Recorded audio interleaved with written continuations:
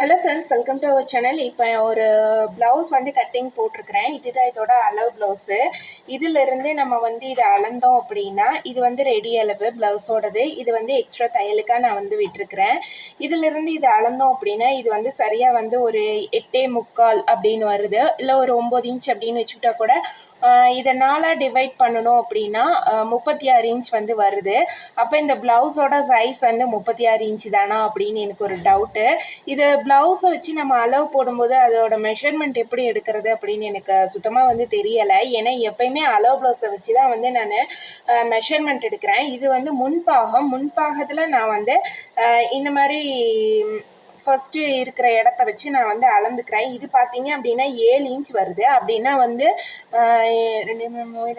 28 inch வந்து வருது. இப்போ இதை கணக்கு பண்ணுறதா அப்படின்னு எனக்கு ஒரு குழப்பம். உங்களுக்கு யாருக்காவது தெரிஞ்சது அப்படின்னா மறக்காமல் சொல்லுங்கள்.